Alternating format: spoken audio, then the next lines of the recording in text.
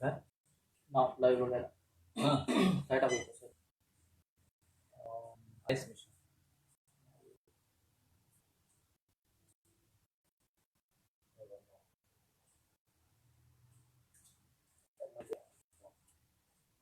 नमस्कार सर्वांना, माझा आवाज येतोय का?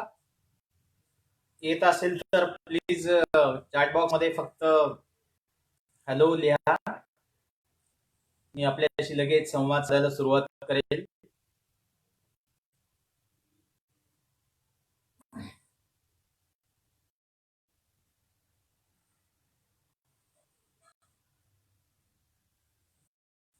माझा आवाज येतोय?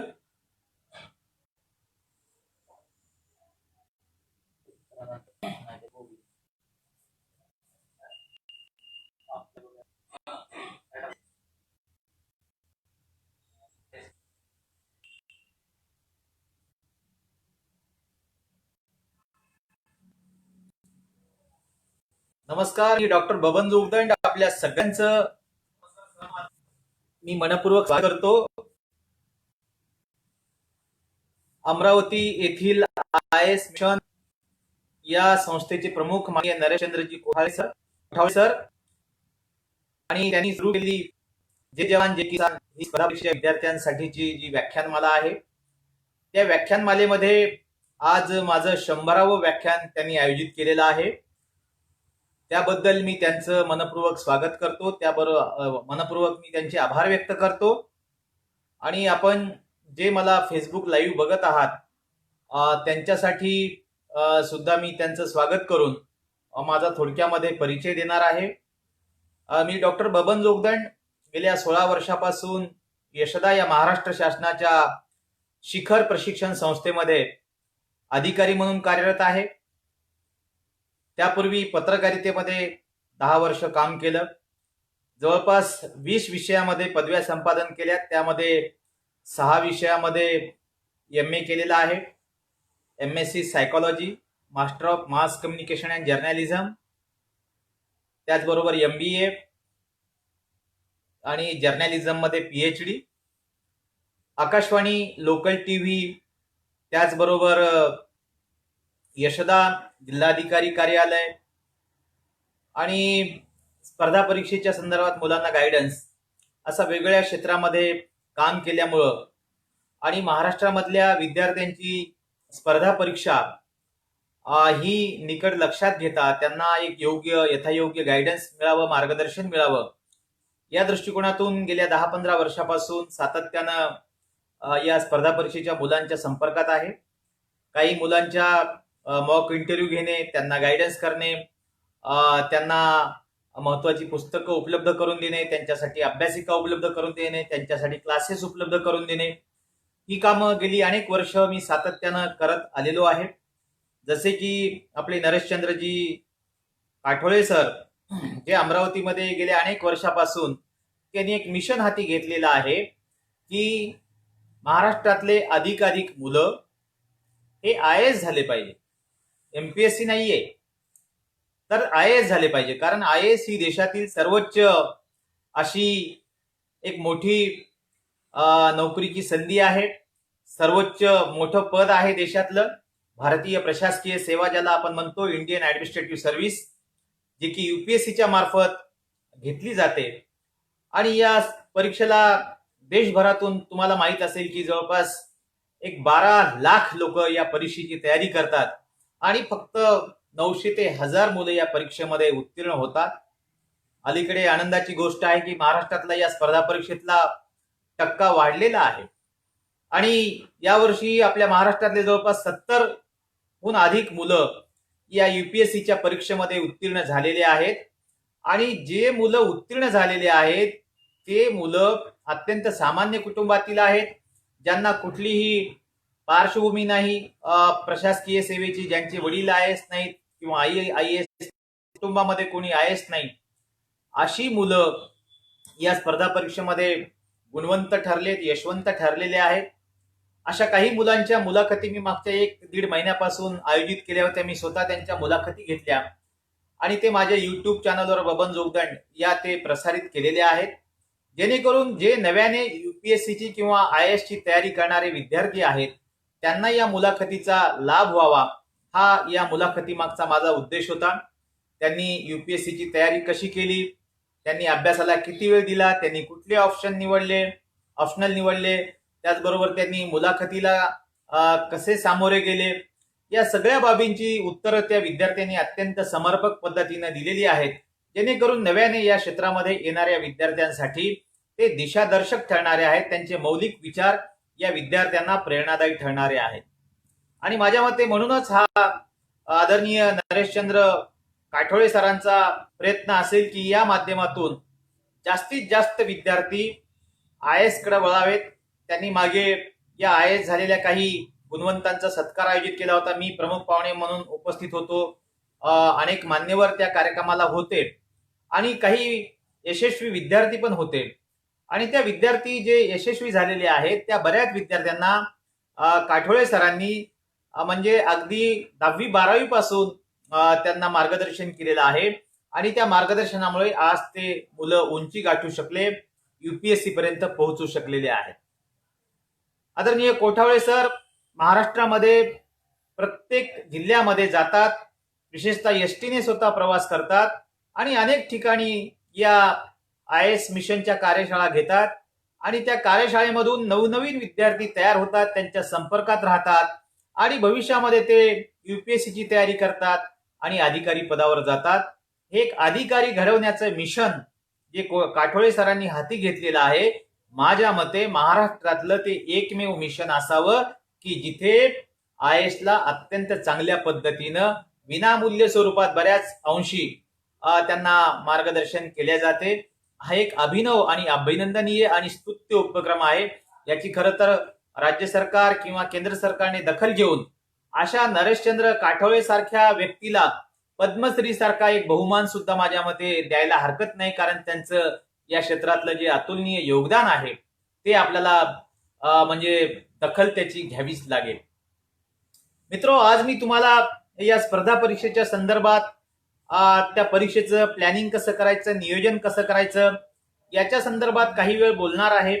त्याचबरोबर आणखी काय नोकरीच्या संधी आहेत, MPSC ची तयारी कशी करायची, UPSC ची तयारी कशी करायची आणि एकंदरीतच आपला व्यक्तिमत्व विकास पण कसा करायचा याच्या संदर्भात काही टिप्स मी तुम्हाला देणार आहे. तर एक कवी मी माझ्या नेहमी व्याख्यानामध्ये त्या कवीच्या ओळी उद्गृत करत असतो की तो कवी म्हणतो, मंजिल मिल ही जाएगी भटकते हुए ही सही, गुमराह तो वह है जो घर से निकले ही नाही. म्हणजे जे घराच्या बाहेर पडत नाहीत त्यांच्यासाठी काही नाहीये, पण जे घराच्या बाहेर पडतात आणि काहीतरी करण्याचं म्हणजे मनामध्ये ठरवतात आणि मग त्यांना काहीतरी जीवनामध्ये यश प्राप्त होते. पण जे लोक घरात बसून नुसतं आपलं स्वतःचं कुटुंब, आपला आनंद, आपले मित्रमैत्रिणी याच्यासाठी वावरतात त्यांना मात्र जीवनामध्ये काही यश मिळत नाही. म्हणून आपल्याला घराबाहेर पडावं लागेल, चांगल्या मित्रांची संगत करावी लागेल आणि चांगला अभ्यास करून आपल्याला जीवनामध्ये यश संपादन करावं लागेल. मित्रांनो, आपल्याला जीवनामध्ये यश मिळवण्यासाठी एक दिशा, एक गायडन्स, एक चांगली एक मार्गदर्शकाची फळी आपल्या जीवनामध्ये जर उभी राहिली तर आपल्याला या स्पर्धा परीक्षेचा किंवा कुठल्याही जीवनामध्ये संकटाचा मुकाबला करण्यासाठी त्याचा फार फायदा होऊ शकतो. म्हणून आपल्याला दिशा किंवा गायडन्स हे फार महत्वाचं आहे आणि अलीकडे हे गायडन्स आपल्याला दिशा किंवा आपल्याला जीवनामध्ये या स्पर्धा परीक्षेचा किंवा अन्य परीक्षांचा अभ्यास कसा करायचा याच्या बाबतीमध्ये या गायडन्सची फार मोठी सोय या सोशल मीडियाच्या माध्यमातून निर्माण झालेली आहे. खरं तर 2006 मध्ये स्वर्गीय पंतप्रधान राजीव गांधी यांनी आपल्या देशाला माहिती तंत्रज्ञान दिलं आणि त्या तंत्रज्ञानाचे आपण आता एवढे लाभ घेत आहोत की या तंत्रज्ञानावर सगळं जग किंबहुना आपला देश, महाराष्ट्र या तंत्रज्ञानाचा मोठ्या प्रमाणावर वापर करत आहे. आणि हे तंत्रज्ञान केवळ एका विशिष्ट समूहापर्यंत पोहोचलं नाही, तर हे तंत्रज्ञान सामान्यातल्या सामान्य माणसापर्यंत अत्यंत कमीत कमी शुल्कामध्ये आणि अत्यंत कमीत कमी वेळेमध्ये पोहोचलेला आहे. आपली ही पिढी जी आहे ती फार भाग्यवान आहे की या पिढीच्या हातामध्ये मोबाईल आहे. मोबाईल म्हणजे काय की एक आपण जगामध्ये आपण जे मोबाईल वापरतो त्या मोबाईलमध्ये सगळं जग सामावलेलं आहे. मार्शल मॅक्ल्युहन हा तत्ववेत्ता म्हणत होता की या माहिती तंत्रज्ञानाच्या क्रांतीनं, या इन्फॉर्मेशन टेक्नॉलॉजीनं जगाला एका खेड्याचं स्वरूप आलंय. The world become a global village असं तो मार्शल मॅक्ल्युहन म्हणतो. खरी गोष्ट आहे की जग तुमच्या मुठीत आलेलं आहे. क्षणार्धामध्ये जगातली कुठली खास बात खबर तुमच्या मोबाईलमध्ये मिळते आणि तुम्ही डायरेक्ट, आता मी जसं तुम्हाला या फेसबुकच्या माध्यमातून संवाद साधत आहे, हा संवाद जगातला कोणीही व्यक्ती आता त्याच्या मोबाईलवर, लॅपटॉपवर किंवा टॅबवर कोणी बघू शकतो किंवा मॅकबुकवर बघू शकतो. ही सगळी सुविधा, तंत्रज्ञानाची सुविधा आपल्या देशामध्ये नव्हे तर सगळ्या जगामध्ये निर्माण झालेली आहे. हे आपलं भाग्य आहे आणि आपण मोबाईलच्या जमान्यामध्ये आहोत, मोबाईल इंटरनेटच्या जमान्यामध्ये आहोत. भविष्यात तर हे तंत्रज्ञान फार बदलणारं आहे. प्रचंड या तंत्रज्ञानामध्ये बदल होणार आहेत. आता भविष्यामध्ये आपला मोबाईल जर असा खाली ठेवला तर आपल्या घरामध्ये टीव्हीचा स्क्रीन तयार होऊ शकेल. म्हणजे वेगळी टीव्ही किंवा एलसीडी प्रोजेक्टर घ्यायचा गरज नाही किंवा टॉकीजमध्ये, सिनेमाच्या थिएटरमध्ये आपल्याला सिनेमा पाहायची गरज नाही. एवढी तंत्रज्ञानाची किमया आपल्या जीवनामध्ये होणार आहे. म्हणून मी सांगत होतो की मुद्दा तुम्हाला दिशा देण्यासाठी, तुम्हाला गायडन्स करण्यासाठी हे तंत्रज्ञान फार उपयुक्त ठरलेलं आहे. या तंत्रज्ञानामध्ये आता युट्यूब चॅनल जे आहेत, मी मागे काही विद्यार्थ्यांच्या मुलाखती घेतल्या तेव्हा त्यांनी सांगितलं की आम्ही काही वर्ष, 1 वर्ष क्लासेस केलेत, पण नंतर जो आमचा अभ्यास आहे किंवा मी जेव्हा युपीएससीची भटकर नावाचा जो विद्यार्थी आमच्या कोल्हापूरचा आहे, जो युपीएससी मध्ये चांगल्या पद्धतीने उत्तीर्ण झाला, त्याची जेव्हा मुलाखत घेतली तेव्हा सर म्हटला की मी जेव्हा युपीएससीची तयारी करायला सुरुवात केली तेव्हा मी सुरुवातीला जे टॉपर्स आहेत युपीएससी मधले त्यांच्या सगळ्या मुलाखती, त्यांची व्हिडिओ युट्यूबच्या माध्यमातून पाहिले आणि त्यांनी कशी तयारी केली, ते कसे स्पर्धा परीक्षेला सामोरे गेले, त्यांनी अभ्यासाचं नियोजन कसं केलं, त्यांनी मुलाखतीची तयारी कशी केली, त्यांनी ऑप्शनल कसे निवडले, याचा मी अत्यंत बारकाईने अभ्यास केला आणि या युट्यूबचा माझ्या युपीएससीच्या प्रवासाला फार मोठा फायदा झाला. अगदी खरी गोष्ट आहे. अलीकडे युट्यूबवर एवढी सगळी माहिती आहे की या माध्यमातून आपल्याला कुठल्याही गोष्टीची, जर आपल्याला म्हणजे कुठली गोष्ट साध्य करायची असेल तर एवढं चांगलं गायडन्स, एवढं चांगलं मार्गदर्शन या युट्यूबच्या माध्यमातून आपल्याला होते. फेसबुक असेल, इंस्टाग्राम असेल, ट्विटर असेल किंवा व्हॉट्सअप असेल, ही सगळी जी माध्यमं आहेत हे नवीन माध्यमाला, याला न्यू मीडिया म्हणतात. माझा पीएचडीचा विषय सुद्धा नवीन तंत्रज्ञान हा विषय माझा पीएचडीचा होता. The role of media in training असा माझा विषय होता. नवीन तंत्रज्ञान जे आलेलं आहे त्या नवीन तंत्रज्ञानाचा या सगळ्या परीक्षांमध्ये सुद्धा फार मोठ्या प्रमाणामध्ये वापर होताना आपण दिसतो. मित्र, तुम्हाला माहित आहे आता अलीकडे आपण या कोविडच्या पार्श्वभूमीवर जगत असताना सगळं जग, सगळा देश आज आपण डिजिटल तंत्रज्ञानावर चाललेला आहे. सगळे आपण पेमेंट्स जे करतोय ते सगळे डिजिटल स्वरूपात आहेत. सगळी देवाणघेवाण डिजिटल स्वरूपात, घर बसल्या मोबाईलवर आपण कुठली ऑर्डर देऊ शकतो आणि क्षणार्धामध्ये आपल्याला ती माहिती किंवा ते सगळं सामान आपल्या घरी काही वेळेमध्ये पोहोचू शकते.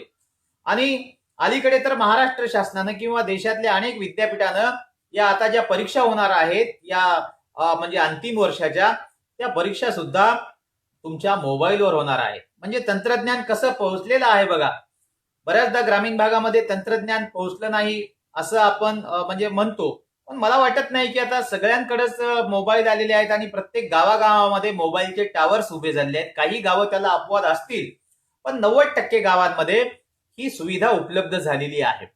मी मागे मोबाईल वापरणाऱ्यांचा डेटा सुद्धा दिला होता की जगामध्ये किती लोक, देशामध्ये किती लोक मोबाईल वापरतात, किती लोक इंटरनेट वापरतात, याचा सविस्तर डेटा मी तुम्हाला मागे एका व्याख्यानामध्ये दिला होता. माझ्या युट्यूबच्या ते भाषणामध्ये असेल कदाचित. तर अलीकडे हे सगळं वापरणाऱ्यांचं प्रमाण मोठ्या प्रमाणामध्ये वाढलेलं आहे. मला सांगायचा मुद्दा असा की आता युपीएससी एमपीएससी ची तयारी करणाऱ्या विद्यार्थ्यांसाठी या तंत्रज्ञानाच्या सुलभतेमुळे अभ्यास करणं अत्यंत सोपं झालेलं आहे. कुठलाही क्लास लावायची गरज नाही, कुठेही वर्गामध्ये बसायची गरज नाही. तुमच्या मोबाईलवर तुम्ही घर बसल्या सगळे अभ्यासक्रम अत्यंत चांगल्या पद्धतीने करू शकता. पण मित्रांनो, ते कशा पद्धतीने करायचे याच्यासाठी तुम्हाला एक दिशा महत्वाची असते. दिशेच्या संदर्भात लिओ टॉलस्टॉय नावाचे जे एक फार मोठे एक त्याला काय विचारवंत किंवा तत्वज्ञ होऊन गेले, ते म्हणतात the distance you are going today not important than the direction which you are going today. म्हणजे तुम्ही किती अंतर चालून जाता हे अंतर महत्वाचं नाही, तर तुम्ही कुठल्या दिशेला जाता ती दिशा फार महत्वाची आहे. डायरेक्शन एकदा जीवनामध्ये चुकली की काही खरं नाहीये. म्हणून तुम्ही जीवनामध्ये दिशा निश्चित करा. आपल्याला एमपीएससीचा अभ्यास करायचा, आपल्याला युपीएससीचा अभ्यास करायचा, किंवा आपल्याला तलाठी परीक्षेचा अभ्यास करायचा, ग्रामसेवक परीक्षेचा अभ्यास करायचा, किंवा स्टाफ सिलेक्शनचा अभ्यास करायचा, किंवा शेतकरी व्हायचं, किंवा इंजिनियर व्हायचं, किंवा डॉक्टर व्हायचं, हे आपण ठरवलं पाहिजे. आणि बहुतांशी मुलं हे ठरवतात. पण बऱ्याच मुलांना हे बाकीचे जे क्षेत्र असतात की बुवा डॉक्टर इंजिनिअरिंग व्यतिरिक्त अनेक क्षेत्र आहेत, एमपीएससी युपीएससीच्या व्यतिरिक्त सुद्धा अनेक क्षेत्र आहेत, हे सुद्धा बऱ्याच मुलांना माहिती नसतात. म्हणून त्यांना योग्य वेळेमध्ये योग्य वयामध्ये त्यांना ही सगळी दिशा फार देणं महत्वाचं आहे. आणि ही दिशा त्यांना शिक्षक, त्यांचे फिलॉसॉफर, त्यांचे गाईड्स, किंवा त्यांचे माता पिता, किंवा त्यांचे मित्रमैत्रिणी चांगल्या पद्धतीने देऊ शकतात. आणि अलीकडे हे दिशादर्शनाचं काम या सगळ्या मीडियामुळे फार साध्य झालेलं आहे. मित्रो, स्पर्धा परीक्षेचा अभ्यास करणाऱ्यांची संख्या पण आता फार मोठ्या प्रमाणात वाढलेली आहे. कारण कुठलीही स्पर्धा परीक्षा तुम्हाला म्हणजे कुठलीही नोकरी मिळवायची असेल तर तुम्हाला स्पर्धा परीक्षा देण्याशिवाय पर्याय नाही. कारण प्रत्येक कार्यालय, प्रत्येक ऑफिस तुमची निवड कशाच्या आधारावर करते, तर तुमची परीक्षा घेऊन करते. डायरेक्ट तुमच्या मार्क्सवर किंवा तुमच्या पदवीवर करत नाही. तर त्याच्यासाठी एक परीक्षा घेतली जाते. एमपीएससीची वेगळी आहे, युपीएससीची वेगळी आहे, क्लर्कची वेगळी आहे, तलाठ्याची वेगळी आहे, ग्रामसेवकाची वेगळी आहे. अशा वेगवेगळ्या परीक्षा असतात आणि त्या परीक्षेचं आपल्याला व्यवस्थितपणे नियोजन करायचं असते. पण याच्यासाठी तुमच्याकडं जिद्द पाहिजे, चिकाटी पाहिजे, मेहनत करायची पाहिजे, आणि काही अंगभूत चांगले गुण सुद्धा तुमच्याकडे असण्याची गरज आहे. त्याच्यामुळं तुम्ही चांगली स्वप्न पाहिली पाहिजे, त्याचबरोबर चांगल्या मित्रांची संगत असायला पाहिजे, त्याचबरोबर कष्ट करण्याची तयारी पाहिजे, त्याचबरोबर तुम्हाला अभ्यासामध्ये कंटाळा नसू नये. तुम्हाला रे बाळा,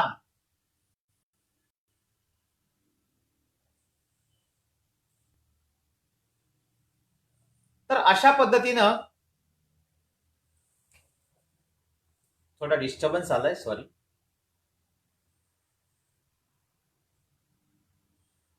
करायचं असते.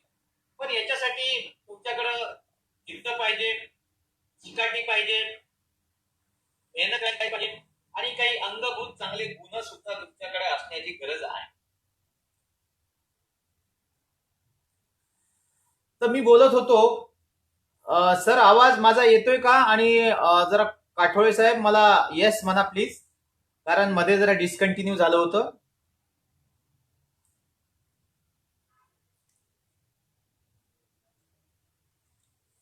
ओके. तर मित्रांनो, आपल्याला हे सगळं करत असताना काही गोष्टी अभ्यास करताना, अभ्यासाचं तंत्र अवगत करताना काही गोष्टी आपल्याला आत्मसात करण्याची गरज आहे.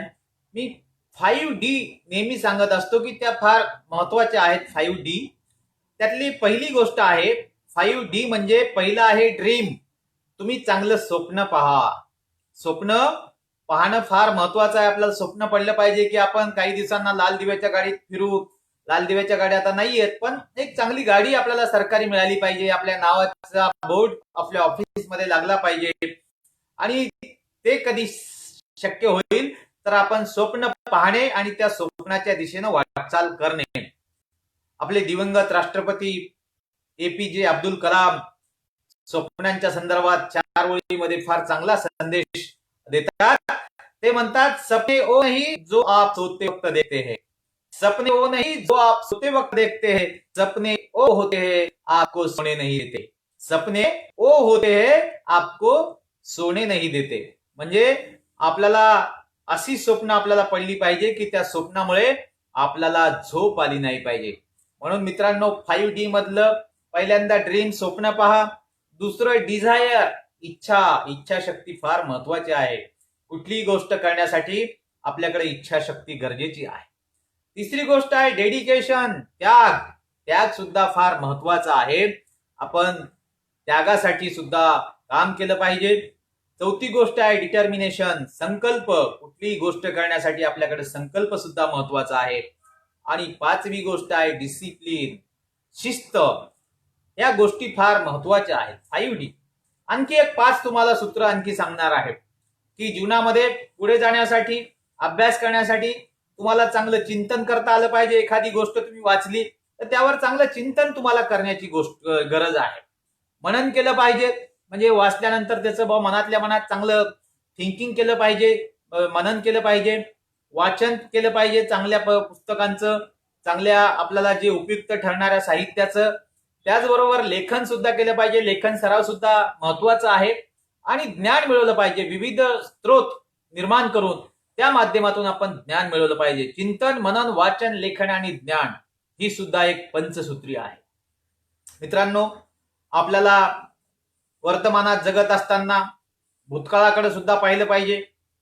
एक तत्ववेत्ता म्हणतो की भूतकाळातून धडा घ्या, वर्तमानात जगा आणि भविष्य काळामध्ये आशावादी राहा. तर आपल्याला जे स्पर्धा परीक्षेची तयारी करतात विद्यार्थी, त्यांच्यासाठी भविष्यकाळ फार महत्वाचा आहे. कारण त्यांना भविष्यामध्ये अधिकारी व्हायचं आहे आणि भविष्यामध्ये अधिकारी होण्यासाठी काही गोष्टी त्यांनी जीवनामध्ये अंगीकारण्याची आवश्यकता आहे. मी आणखी एक पंचसूत्री सांगत असतो, ती सुद्धा फार युजफुल आहे, महत्वपूर्ण आहे. त्या पंचसूत्रीचा सुद्धा आपल्याला म्हणजे अनुकरण करता आलं तर फार चांगली गोष्ट आहे. ती सगळ्यांसाठीच उपयुक्त ठरते. आणि नंतर तुम्हाला मी सगळं अभ्यासाचं बोलणारच आहे. तर हे ओव्हरऑल मी कशासाठी सांगतो की तुम्हाला पुढे जाण्यासाठी तुमच्याकडे अंगभूत काही कौशल्य असण्याची गरज आहे. कारण जी मुलं स्पर्धा परीक्षेची अभ्यास करतात किंवा तयारी करतात, त्यांच्याकडे इंटरव्ह्यूसाठी, आपल्या व्यक्तिमत्व विकासासाठी, आपली चांगली पर्सनॅलिटी डेव्हलप करण्यासाठी या गोष्टीची आवश्यकता आहे. म्हणून मी ह्या गोष्टी सांगतो. या परीक्षेचाच एक भाग आहे.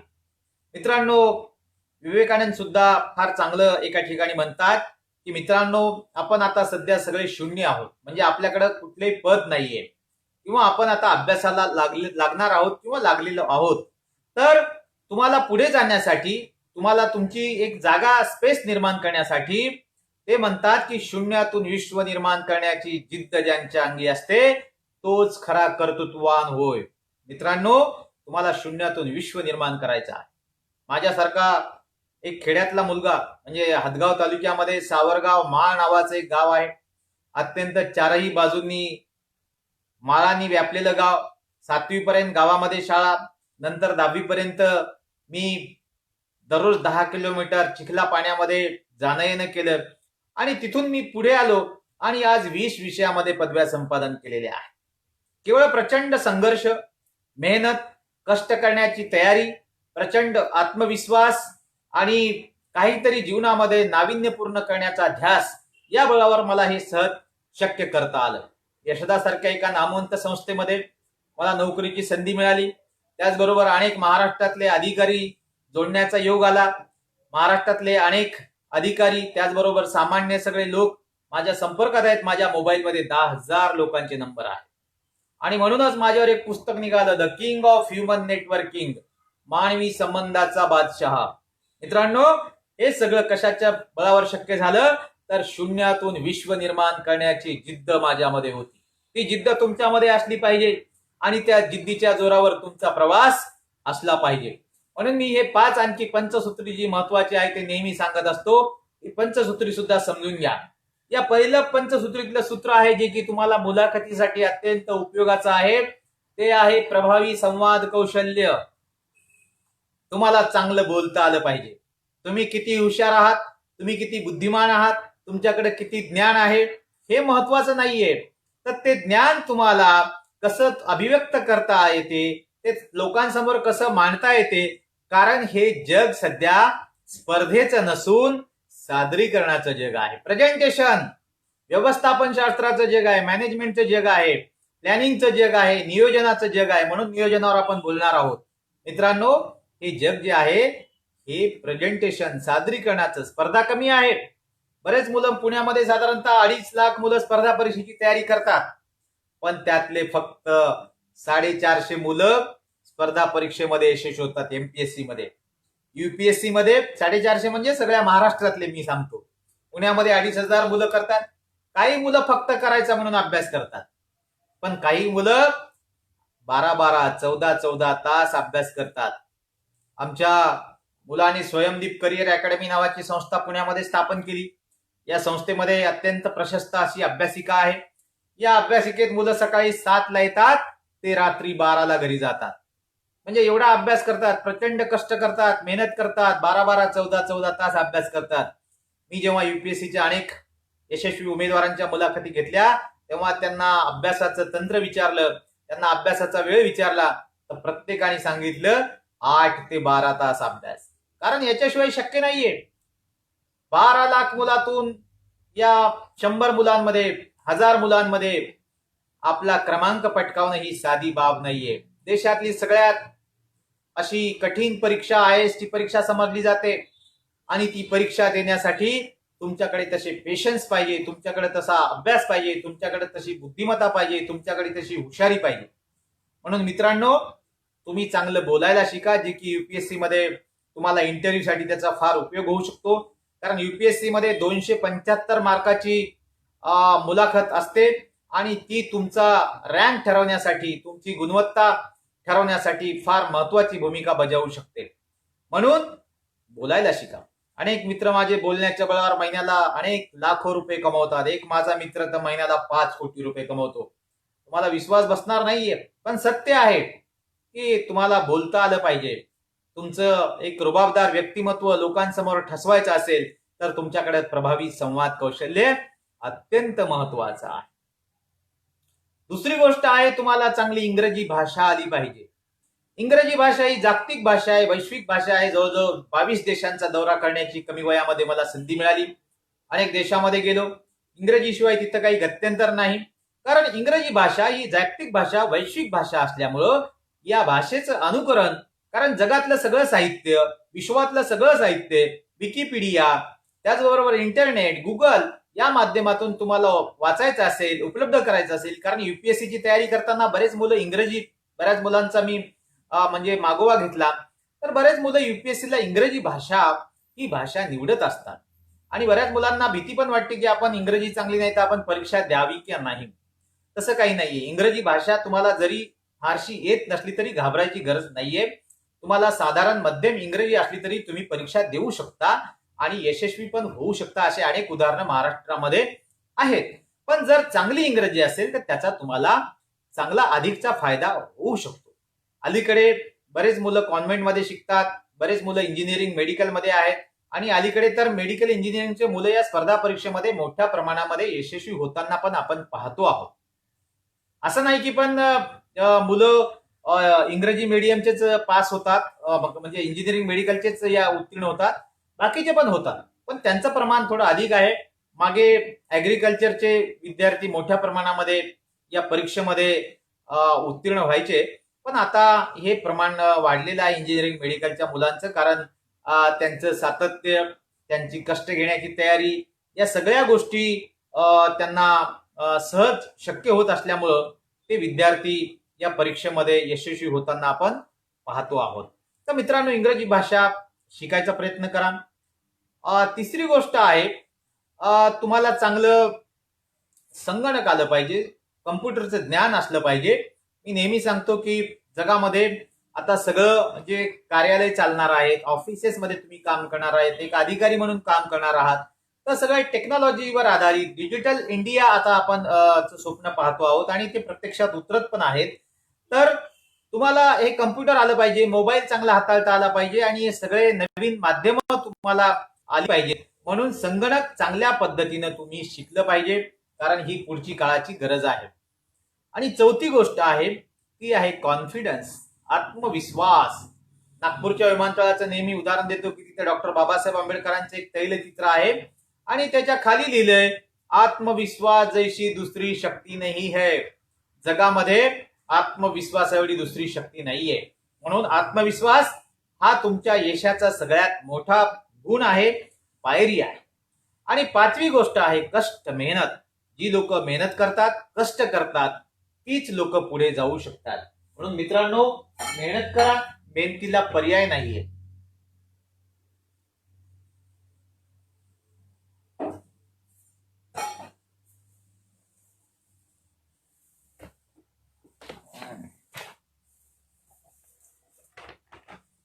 आता तुम्हाला मी या स्पर्धा परीक्षेच्या नियोजनाबद्दल बोलणार आहे.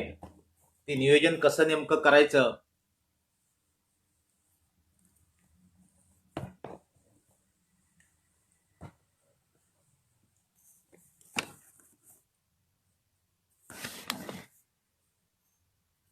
याबाबत तुम्हाला मी माहिती देईल.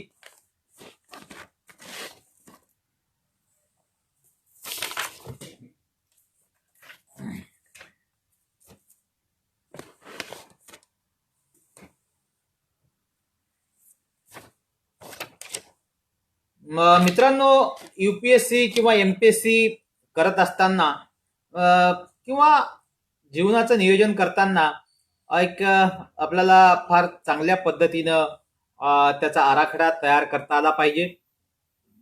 तो आराखडा व्यवस्थित केल्यानंतर आपण त्यानुसार वाटचाल करू शकतो. जे विद्यार्थी MPSC किंवा UPSC देऊ इच्छितात त्यांनी सुरुवातीला 2 पुस्तकं निश्चितपणे वाचायला पाहिजेत. की जे UPSC ची तयारी करतात त्यांनी UPSC प्लॅनर नावाचं एक पुस्तक आहे, जे की सहज पद्धतीनं उपलब्ध होऊ शकतो, म्हणजे होऊ शकते. वेगवेगळ्या पुस्तकांच्या दुकानामध्ये तुम्हाला ते पुस्तक 100 ते 200 रुपयापर्यंत मिळू शकते. तर ज्यांना UPSC करायचे त्यांनी UPSC प्लॅनर घ्या, ज्यांना MPSC करायचं त्यांनी MPSC प्लॅनर घ्या. हे 2 पुस्तकं तुम्हाला तुमच्या परीक्षेसाठी अत्यंत चांगल्या पद्धतीनं उपयुक्त ठरू शकतात. त्याचबरोबर काही तुम्हाला प्रेरणा देणारी पुस्तकं सुद्धा महत्वाची आहेत. कारण बाकी मुलांनी कसा अभ्यास केला, त्यांनी प्रतिकूल परिस्थितीमध्ये कसं यश संपादन केलं आणि ते कसे अधिकारी पदापर्यंत पोहोचले, याचा प्रवास तुम्हाला जर समजून घ्यायचा असेल, उमजून घ्यायचा असेल, तर मी 2 पुस्तकं नेहमी सांगत असतो. पहिलं पुस्तक आहे की भरत आंधळे, जे IRS आहेत आणि त्यांनी अत्यंत कठीण परिस्थितीमध्ये, अत्यंत प्रतिकूल परिस्थितीमध्ये, अत्यंत सामान्य जीवन जगत असताना UPSC ची तयारी कशी केली. त्यांचं पुस्तक आहे गरुड झेप. म्हणजे एवढी गरुड झेप त्यांनी कशी घेतली. सायकलवर फिरून, अत्यंत साध्या खोलीमध्ये राहून, जेवणाची अभाव. एकदा तुम्ही पुस्तक हातात घेतल्यानंतर तुम्ही ते पुस्तक वाचल्याशिवाय पूर्ण स्वस्थ बसणार नाही. आणि ते नुसतं पुस्तक वाचून तुम्ही स्वस्थ तर बसणार नाहीच, परंतु तुम्हाला एक स्पर्धा परीक्षेची म्हणजे ऊर्जा नक्कीच त्या पुस्तकातून मिळू शकेल. म्हणून हे अवांतर वाचनामध्ये भरत आंधळे यांचं पुस्तक अवश्य वाचा, गरुड झेप. दुसरं पुस्तक आहे जे की राजेंद्र भारुड, डॉक्टर आहेत MBBS, डॉक्टर राजेंद्र भारुड, जे सध्या नंदुरबारला जिल्हाधिकारी आहे.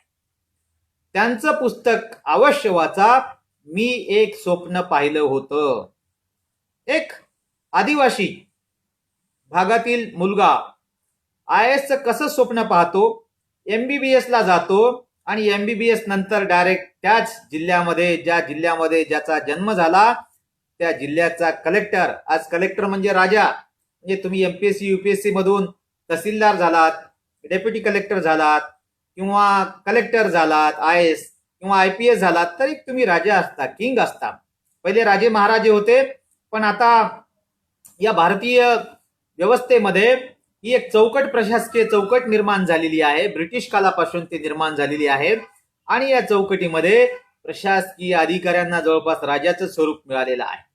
तालुकाचे प्रमुख म्हणजे तहसीलदार, तालुका दंडाधिकारी, तालुक्याचे प्रमुख, तालुक्यातल्या सगळ्या बाबी तहसीलदारांच्या मार्फत अंमलबजावणी होत असतात. जिल्हाधिकारी, जिल्हा दंडाधिकारी, जिल्ह्याचा प्रमुख असतो. जिल्ह्यातल्या सगळ्या कायदा सुव्यवस्था, सगळे प्रशासकीय कामकाज करण्याची जबाबदारी जिल्हाधिकाऱ्यांवर असते. लोकांना नियम, लोकांना शिस्त, लोकांना सगळ्या सोयी सुविधा पुरवणे याचं नियंत्रण जिल्हाधिकारी करत असतात. पोलीस प्रमुख IPS इंडियन पोलीस सर्व्हिस, जे IAS नंतर दुसऱ्या क्रमांकाची सर्व्हिस आहे, ते सुद्धा जिल्ह्याचा पोलीस अधीक्षक म्हणजे प्रत्येक पोलीस स्टेशनचा प्रमुख म्हणजे पोलीस स्टेशनच्या प्रमुखाचे बॉस किंवा त्या जिल्ह्याचे अत्यंत कायदा आणि सुव्यवस्था अबाधित राखण्यासाठी महत्वपूर्ण भूमिका बजावणारे, गुन्हेगारांना शिक्षा देणारे आणि आपल्या सगळ्यांचं संरक्षण करणारे असे हे पोलिसांचे प्रमुख फार महत्वाची ही पदं आहेत. म्हणून IAS IPS आपल्याला झालं पाहिजे. आपले अधिकाधिक ग्रामीण भागातले मुलं, शहरी भागातले मुलं या परीक्षेमध्ये उत्तीर्ण झाले पाहिजे. म्हणून मित्रांनो, सुरुवातीला या परीक्षेचा आवाका समजून घ्या. ही परीक्षा काय आहे, त्याचा अभ्यासक्रम काय आहे, त्याला सिलेबस आपण म्हणू, तो समजून घेण्याची गरज आहे. आता अलीकडे हा अभ्यासक्रम कसा समजून घ्यायचा, तर ही 2 पुस्तकं तर तुम्हाला मी सांगितलीच, IAS प्लॅनर आणि MPSC प्लॅनर, म्हणजे MPSC आणि UPSC प्लॅनर. पण त्याचबरोबर आता अलीकडे या युट्यूबच्या माध्यमातून अनेक लोकांचे चांगले चांगले व्हिडिओज आहेत, ते तुम्ही पाहू शकता. त्याच्यावर ते तुम्हाला सगळा सिलेबस, त्याची तयारी कशी करायची याच्याबद्दल चांगल्या पद्धतीनं गायडन्स, मार्गदर्शन करू शकतात. म्हणून तुम्हाला हा सहज सिलेबस या युट्यूब चॅनलच्या माध्यमातून सुद्धा म्हणजे अभ्यासता येतो किंवा माहिती करून घेता येते. दुसरी गोष्ट आहे की तुम्ही ज्या प्रश्नपत्रिका आहेत त्याचा सराव करण्याची गरज आहे. म्हणजे कुठली परीक्षा आपल्याला द्यायची तर मागचं आपल्याला अवलोकन, म्हणजे मागच्या परीक्षेचं अवलोकन आपल्याला करण्याची अत्यंत आवश्यकता असते. मी जेव्हा या यशस्वी उमेदवाराच्या मागे मुलाखती घेतल्या तर त्यांनी सांगितले की मागचे प्रश्न आम्ही सगळे वाचले, त्याची सोडवणूक केली आणि त्या प्रश्नांच्या सोडवणुकीमुळे आम्हाला आमच्या अभ्यासामध्ये खूप त्याचा फायदा झाला. म्हणून मित्रांनो, प्रश्नपत्रिकांचा सराव हे फार महत्वाचं आहे. या प्रश्नपत्रिका कुठे उपलब्ध होतात? वेबसाईटवर आहेत. त्या वेबसाईटवर UPSCच्या गेल्यात तर ती उपलब्ध होतात, MPSCच्या गेल्यात तर MPSCच्या वेबसाईटवर, किंवा अनेक बाकी पण काही वेबसाईट्स आहेत, काही ग्रुप्स आहेत, किंवा तुम्हाला पुस्तकाच्या रूपात तुम्हाला कॉपीज पाहिजे असेल तर तुम्हाला कुठल्याही पुस्तकाच्या दुकानावर या मागील प्रश्नपत्रिकांचा संच मिळू शकतो. दुसरी गोष्ट, या MPSC किंवा UPSCचा अभ्यास करताना अलीकडे बरेच मुलं किंवा जे यशस्वी झालेले आहेत ते प्रत्येकाच्या तोंडून एकच आले की तुम्ही तुमची टेक्स्ट बुक, म्हणजे तुम्ही 5वी ते 12वी पर्यंत जे अभ्यासलेले आहेत पुस्तकं, ते इंग्रजी असतील किंवा मराठी असतील, हे पुस्तकं वारंवार वाचा, 4-4 वेळा वाचा. कारण जवळपास 50% प्रश्न या आपल्या अभ्यासक्रमावर आधारित जे आपण 5वी ते 12वीच्या दरम्यान अभ्यासला आहे त्यातले येत असतात. म्हणून ती पुस्तकं अवश्य वाचा, 4-4 वेळा. अत्यंत नियोजनपूर्वक ते पुस्तकं वाचण्याची गरज आहे. आणि आणखी NCERT ही सुद्धा फार महत्वाची भूमिका आपल्या या सगळ्या परीक्षेसाठी बजावू शकतात. कारण NCERTचा बराच पोर्शन्स, बराच अभ्यासक्रम UPSC MPSC साठी असतो. त्याच्यामुळं हिंदीमध्ये पुस्तकं उपलब्ध आहेत, इंग्रजीमध्ये आहेत. माझ्या मते काठोळे सर तर आता ते मराठीमध्ये उपलब्ध करून देण्याचा प्रयत्न करत आहेत. मागच्या एका बैठकीमध्ये त्यांनी तसं मला सांगितलं होतं. त्याच्यामुळं ही पुस्तकं तुम्ही वाचण्याचा प्रयत्न करा. NCERT टेक्स्ट बुक, विशेष म्हणजे आणखी काही पुस्तकं हे तर ठीकच आहेत, पण बाकीचे काही जनरल स्टडीजचे पुस्तकं आहेत, बाकी जे आपण ऑप्शनल ऐच्छिक विषय निवडतो त्याची पुस्तकं आपल्याला व्यवस्थित घेतली पाहिजेत. जसं काय लक्ष्मीकांतची पुस्तकं आहेत, बाकी अनेक पुस्तकं आहेत, त्याचा वेगळा अभ्यासक्रम मी ज्यांना पाहिजे त्यांना आपण नंतर माझ्या मोबाईलच्या माध्यमातून त्यांना व्हॉट्सअपवर मी पाठवू शकेल. तर असे अनेक पुस्तकं, आणि पुस्तकं पण भाराभर जमा करण्याची गरज नाही.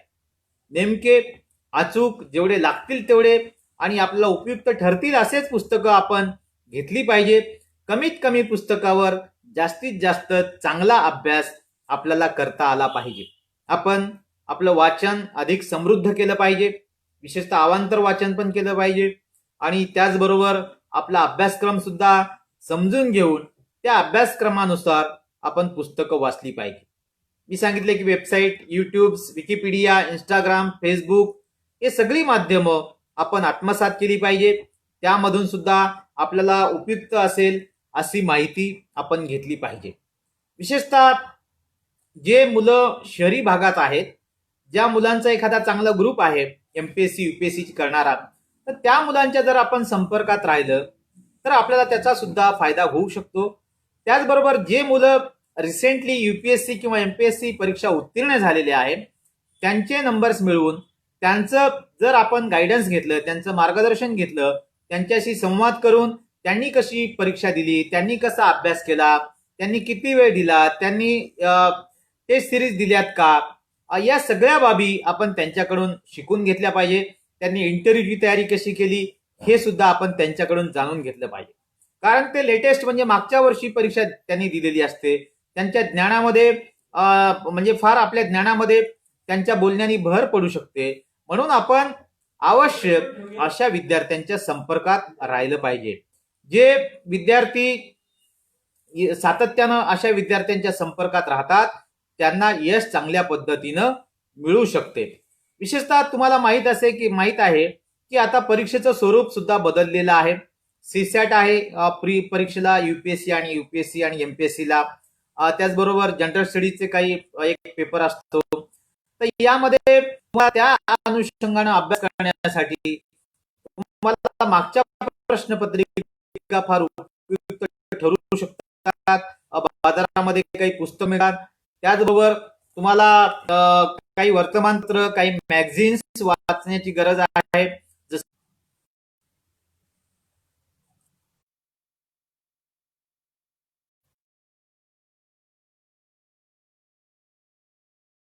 त्याबद्दल क्षमा मागतो आपल्या सगळ्यांची. मित्र, या सगळ्या परीक्षा बऱ्याचदा ऑब्जेक्टिव्ह आणि त्याच्यामुळे आपल्याला फार व्यवस्थितपणे या परीक्षेचं नियोजन करावं लागेल.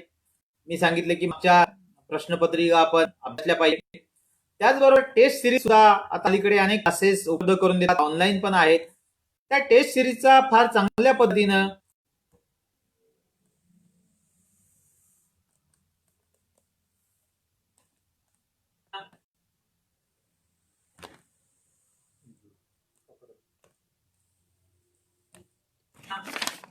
हे जाणू म्हणे याचं काय प्रॉब्लेम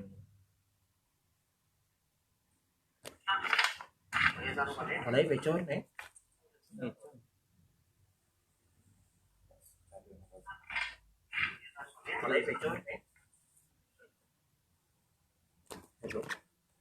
आवाज येतोय सर माझा?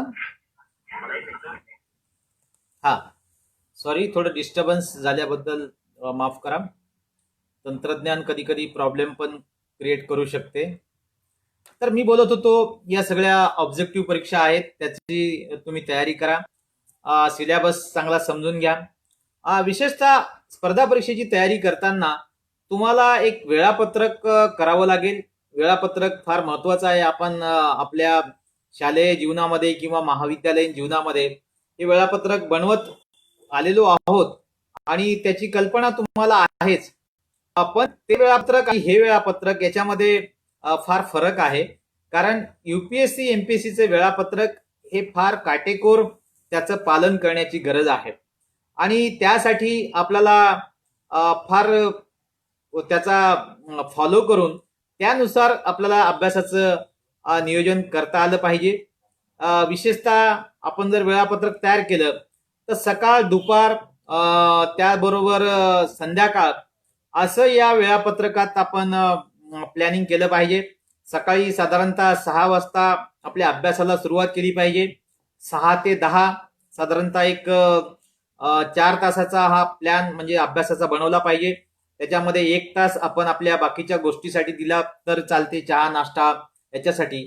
आणि त्याच्यामध्ये आपण सामान्य ज्ञान, त्याचबरोबर काही प्रश्नसंच सोडवणे आणि काही अवघड विषयाची तयारी. कारण सकाळी सकाळी आपला मूड जो असतो तो फ्रेश असतो, त्याच्यामुळे आपण सकाळी या 3 गोष्टींना वेळ दिला पाहिजे. त्याचबरोबर मग नंतर दुपारी आपण 11 ते 3 असं जर एक वेळ निश्चित केला तर त्याच्यामध्ये आपण अंकगणित, कारण आपल्याला झोप येत नाही म्हणजे लिखाण केलं तर जेवल्यानंतर किंवा तर अंकगणित, बुद्धिमत्ता या आपण चाचण्यांचा सराव केला पाहिजे.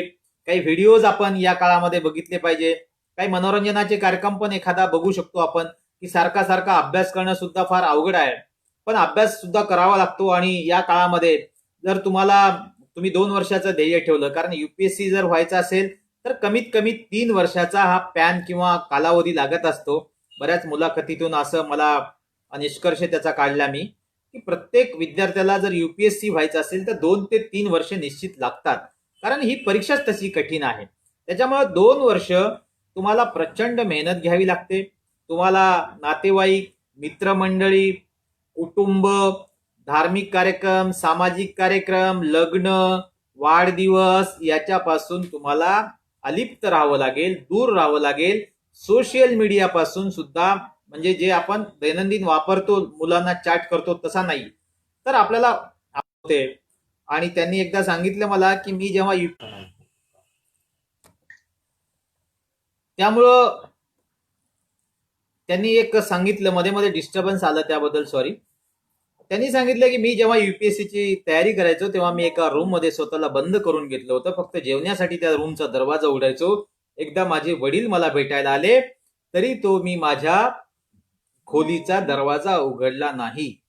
म्हणजे एवढा त्याग करावा लागतो, तेव्हा कुठं माणूस पुढे जीवनामध्ये यश संपादन करत असतो. मित्रांनो, नंतर मग आपण 4 ते 8 या वेळेमध्ये संध्याकाळी चालू घडामोडी, अवांतर वाचन, सामान्य अध्ययन याचा अभ्यास केला पाहिजे. रात्री मग 9 ते 11 पर्यंत आपण जे दिवसभरामध्ये वाचलेलं आहे त्याचं मनन केलं पाहिजे, चिंतन केलं पाहिजे, त्याची उजळणी केली पाहिजे आणि पुढील उद्याचं नियोजन काय करायचं याच्या बाबतीत आपण ठरवलं पाहिजे. तर असा एक साधारणतः सकाळी 6 वाजल्यापासून रात्री 11 वाजल्यापर्यंतचा हा प्लॅन आहे. याच्यामध्ये मध्ये गॅप गॅप पण आपल्याला घेता येतात, जेवण, थोडी विश्रांती, यासाठी चहा, या गोष्टी आपल्याला करणं गरजेचं आहे. आणि सातत्यानं अभ्यास सुद्धा कंटाळा येतो माणसाला, त्याच्यासाठी थोडे पाय मोकळे पण केले पाहिजे, थोडंसं बोललं पण पाहिजे एखाद्या वेळेस आपल्या जवळच्या मित्रांना, किंवा अभ्यासाची चर्चा केली पाहिजे. तर या गोष्टी फार महत्वाच्या आहेत. त्याचबरोबर जे रिसोर्सेस आहेत ते रिसोर्सेस आपण चांगल्या पद्धतीनं उपलब्ध केले पाहिजेत. आहे त्या रिसोर्सेसमध्ये आपला कसं पुढे जाता येईल, कारण बऱ्याचदा युपीएससी एमपीएससी तयारी करताना मुलांना वाटते की मला हे मिळालं पाहिजे, मला अशा अशा सुविधा मिळाल्या पाहिजेत, मला चांगली रूम पाहिजे, अभ्यासासाठी टेबल पाहिजे, मला फॅन पाहिजे, एसी पाहिजे, अशा काही मुलांच्या एक अनावश्यक आवडीनिवडी असतात. पण त्याची काही गरज नाही. जेवढे उपलब्ध रिसोर्सेस आहेत, साधनं आहेत, त्यानुसार आपण आपलं नियोजन केलं पाहिजे. त्याचबरोबर आपल्याला हे अभ्यास करताना बऱ्याचदा तणाव येतो, आपल्याला भीती पण असते की आपण होणार का नाही. आपल्याकडे दुसरं पण एक ऑप्शन पाहिजे की या परीक्षेमध्ये जर आपण यशस्वी ठरलो नाही तर आपल्याकडे दुसरी काय पर्यायी व्यवस्था आहे याचं सुद्धा आपण नियोजन केलं पाहिजे. त्याच्यासाठी चांगले अभ्यासक्रम आपण केले पाहिजे, जेणेकरून आपल्याला एमपीएससी युपीएससी मध्ये जर अपयश आलं त्याच्यामध्ये खचून न जाता आपण पुढच्या कामाला लागलं पाहिजे. या परीक्षेचा अभ्यास करताना तणाव विरहित अभ्यास केला पाहिजे, भीती घालवली पाहिजे अभ्यासामधली, ह्या गोष्टी पण आपण आत्मसात केल्या पाहिजे. गेल्या वर्षीच्या प्रश्नपत्रिकेचं अनालिसिस किंवा गेल्या वर्षीच्या परीक्षेतले सगळे मुद्दे जे आहेत त्याचं व्यवस्थित आपण अनालिसिस केलं पाहिजे. अभ्यासाबद्दल आपण खुश आहोत का नाही हे सुद्धा ठरवण्याची गरज आहे, कारण आपला अभ्यास होतो नाही, आणि जेव्हा होतो तेव्हा आपल्याला एक वेगळी अनुभूती येत असते त्याची, की आपला चांगला अभ्यास होतो आहे. काहींना अभ्यास करून सुद्धा नैराश्य येते, डिप्रेशन मध्ये जातात, किंवा भीती वाटते आपण पास होणार का नाही. तर याचं सुद्धा एक जजमेंट आपल्याला आलं पाहिजे. आपण नेहमी अभ्यासासंदर्भात खुश असायला हवं. अभ्यासासाठी शक्यतो सकाळचा आणि रात्रीचा वेळ बऱ्याचदा महत्वपूर्ण ठरतो. बरेच विद्यार्थी हे रात्री सगळे लोक झोपल्यानंतर, सगळा समाज सामसूम झाल्यानंतर अभ्यास करतात आणि त्याच्यामध्ये त्यांना एक चांगली शांतता मिळू शकते. नंतर ते दिवसा झोपतात. पण ही काही मुलांच्या बाबतीत चुकीची पण सवय असू शकते, पण नंतर आपली ते सवय आपण बदलू शकतो. पण रात्रीचा वेळ आणि सकाळचा वेळ हा प्रसन्न असतो. विशेषतः ध्यान केलं पाहिजे. मी तर म्हणेल की जे युपीएससी एमपीएससी ची तयारी करतात त्या मुलांनी एक 10 दिवसाचा मेडिटेशनचा कोर्स विपश्यना, जो की जागतिक स्तरावर ज्याची दखल घेतली जाते, अत्यंत मोफत हा कोर्स आहे. मी स्वतः केलेला आहे. अत्यंत उपयुक्त.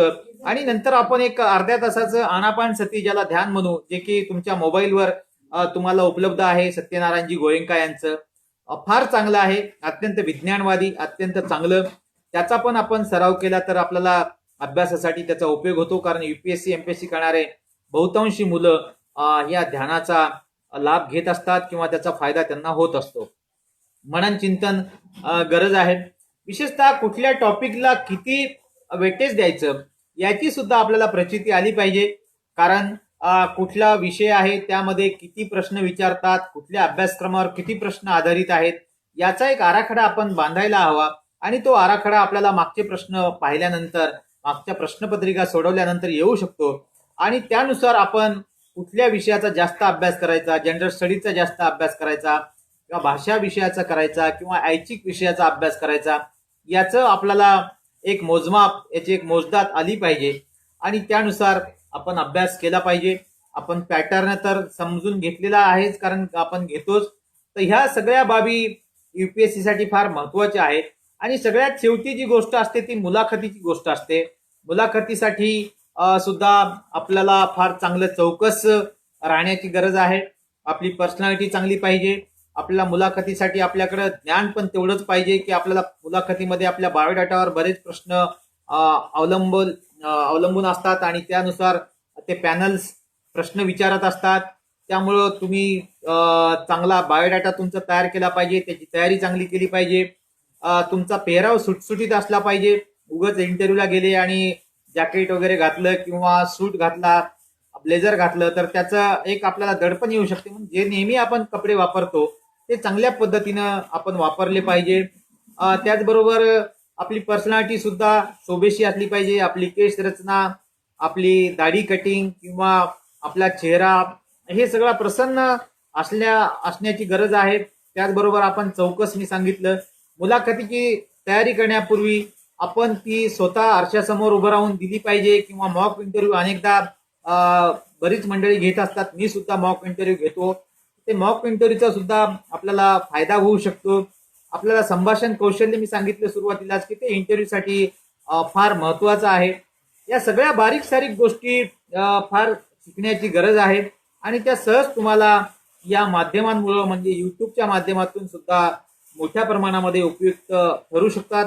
जसे की आता फेसबुकवर माझी मुलाखत तुम्ही पाहिली काही मुलांनी, तर त्याचा त्यांना उपयोग जसा होऊ शकतो तसा जे पास्ट म्हणजे मागे जे विद्यार्थी उत्तीर्ण झाले त्यांच्या अनुभवातून आणि आताच्या सध्याच्या करंट सिच्युएशन मधून किंवा आपले गायडन्स करणारे जे सर असतात त्यांच्या गायडन्सनुसार आपल्याला या परीक्षेमध्ये यश मिळू शकते. यश मिळवणं काहीच कठीण नाही. जगातली कुठलीच गोष्ट अशक्य नाहीये आणि मेहनत करणाऱ्याला स्काय इज द लिमिट असं आहे. म्हणून ते लोक होतात, त्यांनाही बुद्धी दिलेली आहे, आपल्यालाही बुद्धी दिलेली आहे, आपल्यालाही ज्ञान तेवढंच आहे, त्यांनाही ज्ञान आहे, त्यांनाही रिसोर्सेस आहेत, आपल्यालाही रिसोर्सेस आहेत. त्याच्यामुळं कोणीही आपण कमी आहोत असं न समजता आपण ही परीक्षा उत्तीर्ण होणारच एवढा आत्मविश्वास अंगी बाळगावा. एवढंच या प्रसंगी मी सांगतो. साधारणतः तासभर बोललो, मध्ये मध्ये थोडेसे डिस्टर्बन्स आले तरी काही हरकत नाहीये. शेवटी जाता जाता मी 4 ओळींनी माझ्या या व्याख्यानाचा समारोप करतो. तासभर माझं व्याख्यान झालेलं आहे. भविष्यात आणखी संधी मिळाल्यानंतर आपण बोलण्याचा प्रयत्न करूया. अनेकांनी कॉमेंट्स दिले आहेत, त्या सर्वांचे मी मनपूर्वक आभार व्यक्त करतो. विशेषतः नरेशचंद्र काठाळे सर यांचे मी आभार व्यक्त करतो की त्यांनी ही फार चांगली चळवळ चालू केलेली आहे. शेवटी त्या कवितेच्या ओळी अशा आहेत. नदिया न पिये कभी अपना जल, नदिया न पिये कभी अपना जल, वृक्ष न खाए कभी अपना न फल. नदिया न पिये कभी अपना जल, वृक्ष न खाए कभी अपना फल. तन का मन का धन का, तन का मन का धन का, जो दूजे को दे दान रे वह सच्चा इंसान रे. जो दूजे को दे दान रे वह सच्चा इंसान रे. मित्र हो, अधिकारी होऊन आपल्याला चांगलं लोकांचं कल्याण करायचं आहे, त्यांच्यासाठी एक वेगळं दान द्यायचं आहे आणि त्याच्यासाठी चांगलं माणूस, चांगला इन्सान आपल्याला निर्माण करण्यासाठी या चळवळीचा आपल्याला उपयोग करून घ्यायचा आहे. एवढं बोलतो आणि थांबतो. सगळ्यांना मनपूर्वक शुभेच्छा तुमच्या पुढील प्रवासासाठी. धन्यवाद.